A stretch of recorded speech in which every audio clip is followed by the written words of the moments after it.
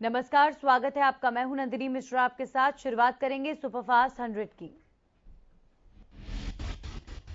जम्मू कश्मीर में सुरक्षा बलों को बड़ी कामयाबी मिली। यहां के अखनूर में पुलिस ने ड्रोन को मार गिराया। बताया जा रहा है कि ड्रोन से पुलिस ने आईईडी भी बरामद किया है।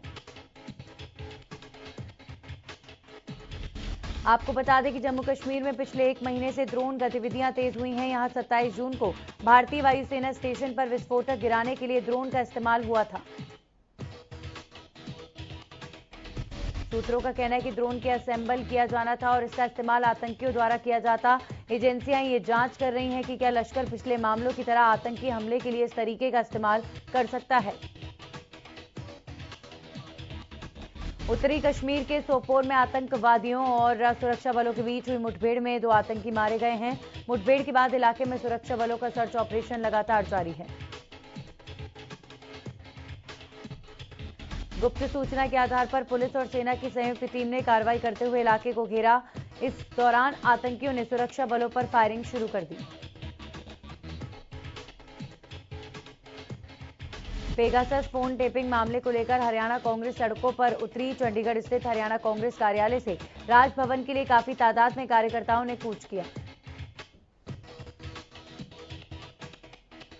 इस दौरान पुलिस प्रशासन ने बैरिकेडिंग लगाकर कांग्रेस कार्यकर्ताओं को रोकने की कोशिश की, तो वहीं इस बीच कांग्रेस के नेताओं और विधायकों को हिरासत में लिया गया।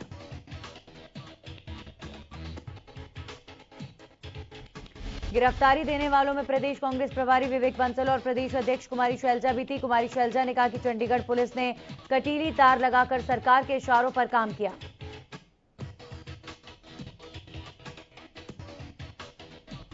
विवेक बंसल ने कहा कि सरकार मनमानी कर रही है। कांग्रेस के शांतिपूर्ण प्रदर्शन को भी प्रशासन ने नहीं होने दिया।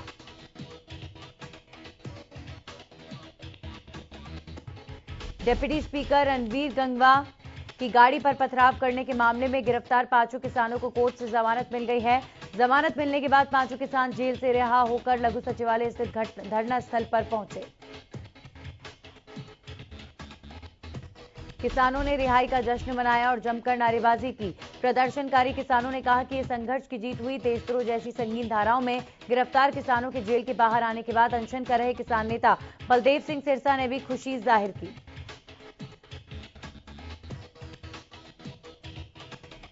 प्रदेश में कोरोना के नए मामलों में मामूली बढ़त दर्ज की गई है। बीते दिन के मुकाबले प्रदेश में कोरोना के 47 नए मामले सामने आए, जबकि 24 घंटे में 2 लोगों की मौत हुई।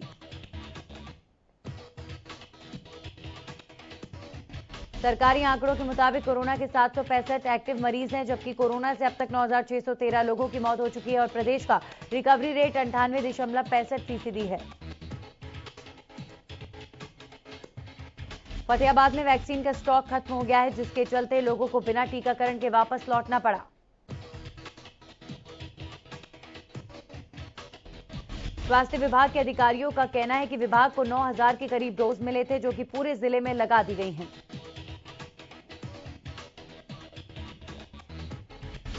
वैक्सीनेशन अधिकारी डॉक्टर सुनीता सोखी ने कहा कि पिछले महीनों की तुलना में अब लोगों में वैक्सीनेशन को लेकर जागरूकता आई है। अब ज्यादा से ज्यादा लोग कोरोना का टीका लगवाना चाहते हैं, लेकिन उनके पास वैक्सीन की कमी लगातार बनी हुई है। साथ ही उन्होंने कहा कि अगर सरकार और विभाग उन्हें पर्याप्त डोज उपलब्ध करवा दे तो केवल 1 महीने में वो टारगेट के करीब पहुंच सकते हैं।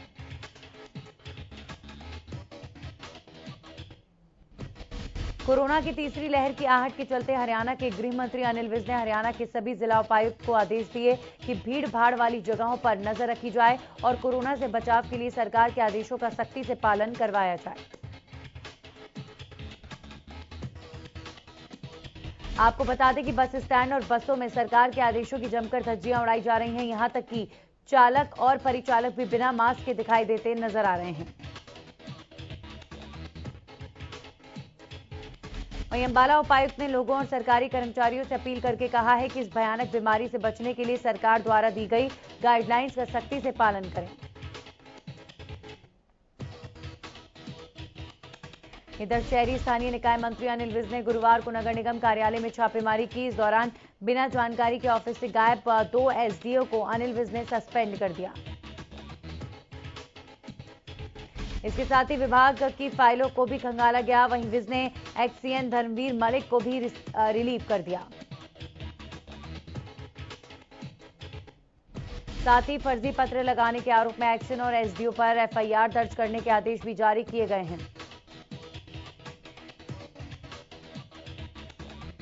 अनिल विज ने साफ कर दिया है कि अगर कोई भी कर्मचारी या अधिकारी जनता के काम समय पर नहीं करेगा तो उनके खिलाफ सरकार कठोर एक्शन लेगी और किसी को भी बख्शा नहीं जाएगा। पंचकुला के सेक्टर 2 के बीजेपी कार्यालय में हरियाणा विधानसभा अध्यक्ष ज्ञानचंद गुप्ता ने गुरुवार को जनता दरबार लगाया, जहां पर ज्ञानचंद गुप्ता ने लोगों की समस्याओं को सुना। जनता की समस्याओं को सुनने के बाद हरियाणा विधानसभा अध्यक्ष ज्ञानचंद गुप्ता ने पत्रकारों से बातचीत की। उन्होंने बताया कि जनता दरबार में करीब 60 समस्याओं को सुना गया और उन समस्याओं का निवारण भी किया गया है।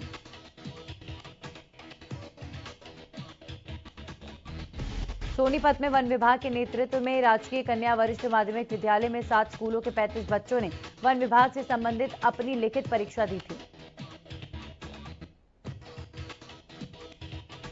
इस परीक्षा में जो भी विद्यार्थी प्रथम, द्वितीय और तृतीय स्थान प्राप्त करेगा उसे 25 जुलाई को जगाधरी में आयोजित होने वाले वन महोत्सव में पुरस्कार देकर सम्मानित किया जाएगा।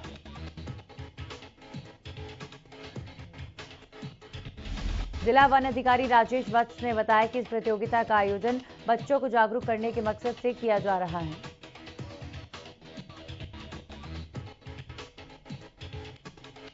फतेहाबाद के लघु सचिवालय के बाहर गुरुवार को कामगार यूनियन ने C2 के बैनर तले धरना दिया, जिसमें भवन निर्माण कामगार, सफाई कर्मचारी, मिड डे मील और आशा वर्कर शामिल रहे और सरकार पर मांगों की सुनवाई न करने का आरोप लगाया। अपनी मांगों को लेकर कर्मचारियों ने धरना दिया और जमकर नारेबाजी की। वहीं कर्मचारी नेताओं ने बताया कि पिछले महीने मांगों का ज्ञापन अधिकारियों को दिया गया, लेकिन उसमें भी कोई सुनवाई नहीं की गई।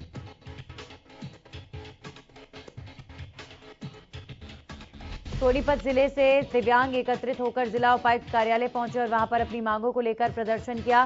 दिव्यांग लोगों ने हरियाणा के मुख्यमंत्री के नाम जिला उपायुक्त को ज्ञापन सौंपकर दिव्यांग आयोग बनाने की मांग की है। बहादुरगढ़ के छुरानी गांव में मातन लिंक और केसीबी ड्रेन टूटने से सारा पानी खेतों में भर गया, जिससे बाढ़ में सारी फसल डूब गई। बताया जा रहा है कि करीब 500 एकड़ की फसल जलमग्न हो गई, जिससे कि धान की फसल पर लाखों खर्च करने वाले किसान मायूस हो गए हैं। किसानों का आरोप है कि सिंचाई विभाग ने अगर समय रहते केसीबी ड्रेन की सफाई कराई होती तो पानी किसानों के खेतों में नहीं पहुंचता।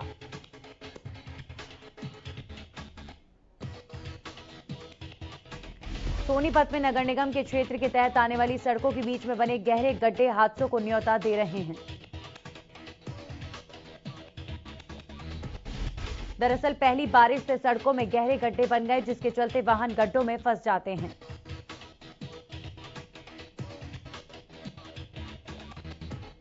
दुकानदारों का कहना है कि गंदगी के कारण दुकानों पर ग्राहक नहीं आता।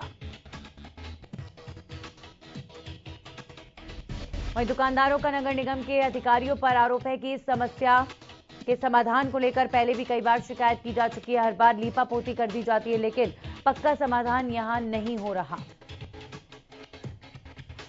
वहीं जब इस समस्या को लेकर नगर निगम के ज्वाइंट कमिश्नर से बात की गई तो उनका कहना था कि टूटी हुई सड़क को ठीक करा दिया जाएगा। महम में सीजन की पहली बरसात ने गांव के सरपंचों के कामों की पोल खोलकर रख दी है। आपको बता दें कि फरमाना खास गांव की पंचायत का मेन रास्ता जलमग्न हो गया है। मेन गली में पानी भरने से गांव के ग्रामीणों को काफी मुश्किलों का सामना करना पड़ रहा है। ग्रामीणों ने बताया कि पानी भरने की वजह से कई बुजुर्गों, बच्चों और महिलाओं को गिरने से काफी चोट पहुंची है। ग्रामीणों का कहना है कि समस्या पिछले 10 से 12 साल पुरानी है, लेकिन बरसात होने से गली में लगभग 4 फुट पानी भर जाता है। गांव वालों ने कहा कि कई बार इसकी शिकायत एसडीएम, तहसीलदार और जिला उपायुक्त को दी गई है, लेकिन समस्या ज्यों की त्यों बनी हुई है। इधर फरीदाबाद के 60 फुट रोड पर डिस्पोजल बंद होने की वजह से गंदा पानी भर गया है, जिससे आसपास रहने वाले लोगों को काफी परेशानियों का सामना करना पड़ रहा है। लोगों का कहना है कि जिला प्रशासन इस क्षेत्र की अनदेखी कर रहा है। जल भराव की समस्या को लेकर वो कई बार पार्षद, विधायक को शिकायत दे चुके हैं, लेकिन अभी तक उनकी समस्या का समाधान नहीं हो पा रहा।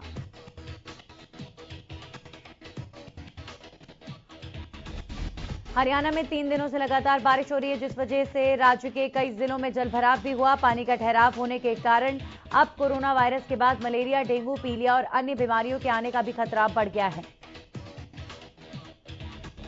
गोहाना सोनीपत रोड पर नालियों की समय पर सफाई नहीं होने से बारिश और नालियों का गंदा पानी सड़कों पर खड़ा है, जिसके चलते वहां बीमारी फैलने का खतरा बढ़ने के साथ साथ लोगों को जहां आने जाने में परेशानी हो रही है। तो वहीं दुकानदारों की दुकान के बाहर खड़े गंदे पानी की वजह से दुकानदारी पर भी असर पड़ रहा है। गोहाना नागरिक हॉस्पिटल के डॉक्टर करमवीर ने लोगों से अपने घर के बाहर गंदा पानी इकट्ठा न होने देने की सलाह दी है। अगर पानी का ठहराव हो रहा है तो उसमें मिट्टी का तेल या फिर पेट्रोल डाल दें ताकि उसमें मच्छर पैदा ना हो सके। वहीं नगर परिषद के अधिकारी राजेश वर्मा ने जल्दी जल भराव की समस्या दूर करने की बात कही है। फतेहाबाद में बाल श्रम रोकने के लिए पुलिस क्राइम ब्रांच ने एक टीम बनाई। क्राइम ब्रांच की टीम ने शहर में अनाज मंडी, रतिया चुंगी और किराना की दुकानों पर छापेमारी की।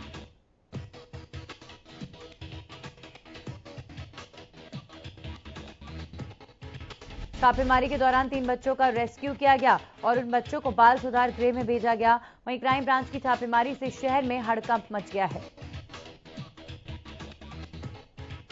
हांसी के उमरा गांव स्थित एक निजी स्कूल में छात्र को 3rd डिग्री टॉर्चर देने का मामला सामने आया है। स्कूल के संचालक, प्रिंसिपल और 3 कोच पर 10वीं कक्षा के छात्र को 3rd डिग्री टॉर्चर देने का आरोप लगा है।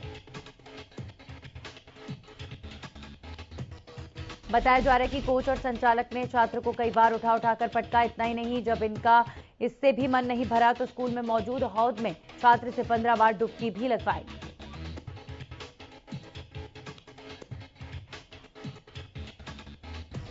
दरअसल इस छात्र पर चोरी का इल्जाम लगा था, जिसे कबूल कराने के लिए कोच और संचालक ने छात्र के साथ क्रूरता की सारी हदें पार कर दी।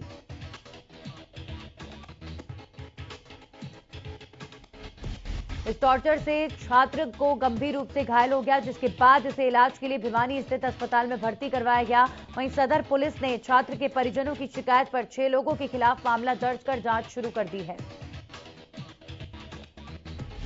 नांगल चौधरी में ओवरलोड पर शिकंजा कसते हुए सीएम फ्लाइंग ने बड़ी कार्रवाई करते हुए ओवरलोड को लेकर हो रही बड़ी कार्रवाई से ओवरलोड माफिया में अफरा तफरी मच गई। आनंद फारन में माफिया डंपर छोड़कर भाग गए।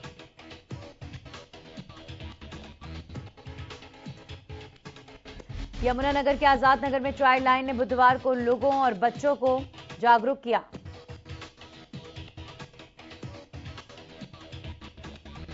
इस दौरान चाइल्ड लाइन की कोऑर्डिनेटर शेफाली ने कहा कि सभी को मुफ्त फोन सेवा 1098-1098 के जरिए अनाथ, स्कूल छोड़ चुके, घर से भागे हुए, बाल मजदूरी से ग्रस्त बच्चों के लिए चाइल्ड लाइन के जरिए से दी जाने वाली सेवाओं की जानकारी दी गई। फरीदाबाद में सेक्टर 30 के श्रमिक विहार में 2 साल की बच्ची खेलते खेलते मां की आंखों के सामने से गायब हो गई। बच्ची गायब होने पर परिजनों ने पुलिस को सूचना दी। घटना के 11 दिन बाद भी बच्ची का सुराग नहीं लग पाया है। बच्ची के परिजनों का कहना है कि बल्लभगढ़ ऊंचा गांव में रहने वाली महिला अपनी 2 साल की बेटी के साथ श्रमिक विहार अपने मायके आई थी। वो अपनी बच्ची को गली में छोड़कर किसी काम के लिए घर के अंदर गई, लेकिन जब वो बाहर आई तो बच्ची वहां नहीं थी। तलाश करने पर बच्ची का खिलौना पास ही गुजरने वाली नहर में मिला, जिस पर परिजनों को बच्ची के नहर में गिरने का शक हुआ और एनडीआरएफ की सहायता से ढूंढने की कोशिश की गई। एनडीआरएफ की टीम ने नहर में बच्ची की तलाश की, लेकिन 11 दिन बाद भी बच्ची का कोई सुराग नहीं मिला है।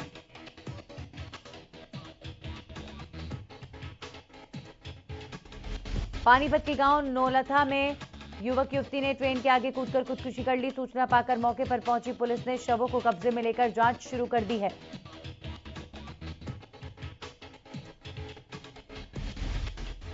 करनाल के गांव में 20 साल के युवक की चाकू गोदकर दोस्त ने हत्या कर दी। पुलिस को हत्या की सूचना दी गई है तो पुलिस ने आरोपी के खिलाफ मामला दर्ज कर लिया है। मामले की जानकारी देते हुए जांच अधिकारी ने बताया कि मृतक की पहचान कुलदीप नाम से हुई, जो अपने सभी दोस्तों के साथ पार्टी कर रहा था।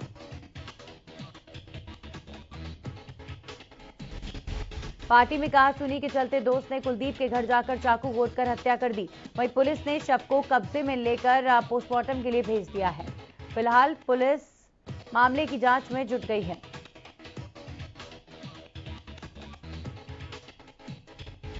इधर सोनीपत जिले के गांव करेवड़ी के सरपंच नरेश की हत्या के आरोपी रामकरण को पुलिस ने रिमांड पर ले लिया है। आरोपी रामकरण पर हत्याकांड के लिए हथियार उपलब्ध करवाने का आरोप है।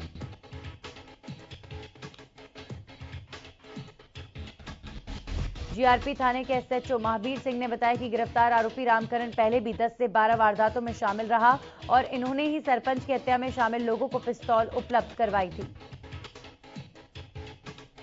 पुलिस अब इससे पूछताछ कर रही है कि आखिर वो हथियारों को कहां से लाता था और वारदातों को अंजाम क्यों दिया जाता था। आपको बता दें कि सरपंच हत्याकांड में अब तक कुल 13 लोगों की गिरफ्तारी हो चुकी है। सोनीपत की एसटीएफ पुलिस ने 25,000 रुपए की इनामी मोस्ट वांटेड बदमाश को गिरफ्तार कर लिया है। दरअसल 2015 में आरोपी ने कुल्हाड़ी से काटकर बहू सुनीता की हत्या कर दी थी और मौके से फरार हो गया था, जिसके बाद 2017 में अदालत ने आरोपी को भगोड़ा घोषित कर दिया था। एसटीएफ इंस्पेक्टर सतीश देसवाल ने बताया कि आरोपी को नेशनल हाईवे मूर्थल क्षेत्र से गिरफ्तार किया गया है।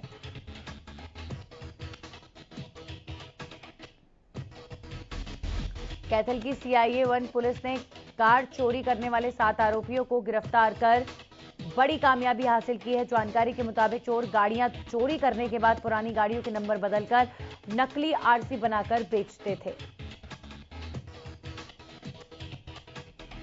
प्रेस वार्ता में पुलिस अधीक्षक ने बताया कि पुलिस ने 7 आरोपियों को गिरफ्तार किया, जिनसे करोड़ों रुपए की 18 गाड़ियां बरामद की गई हैं। वहीं पुलिस ने आरोपियों पर मामला दर्ज कर उनसे पूछताछ कर रही है। उनके साथ ही कौन कौन है, फिलहाल पुलिस मामले की जांच में जुटी हुई है। जींद में जिला जेल के पास हुए हादसे में बाइक सवार की मौत हो गई। बताया जा रहा है कि यहां पर रेलवे लाइन पर निर्माणाधीन ओवरब्रिज से 2 बाइक सवार गिरे, जिसमें एक की मौत हो गई जबकि एक गंभीर रूप से घायल हो गया। मृतक नागरिक अस्पताल में आउटसोर्सिंग का कर्मचारी बताया जा रहा है। लोगों का कहना है कि यहां पर सुरक्षा और चेतावनी के लिए पुख्ता इंतजाम नहीं किए गए थे, जिसकी वजह से ये हादसा हुआ। बहादुरगढ़ में गुरुवार को एक दर्दनाक हादसा हो गया। दरअसल बरसात के कारण खरमान गांव के गोकुल फार्म का लेंटर और दीवारें गिर गईं, जिसके नीचे दबने से 16 पशुओं की मौत हो गई। हालांकि अभी राहत और बचाव का काम लगातार जारी है। मौके पर ही प्रशासनिक अधिकारी मौजूद है। बताया जा रहा है कि फार्म मालिक को अनुमानित करीब 45 से 50 लाख का नुकसान हुआ है। इसके लिए उन्होंने सरकार से क्षति की भरपाई किए जाने की मांग की है। आपको बता दें कि लोगों ने गांव से बरसाती पानी निकासी का प्रबंध किए जाने की भी मांग उठाई है। पंचकुला में कॉलोनियों को नशा मुक्त कराने के लिए सेक्टर 16 पुलिस चौकी पर लोगों ने नारेबाजी करते हुए घेराव किया। इस दौरान स्थानीय लोगों के साथ साथ कांग्रेसी पार्षद भी शामिल हुए।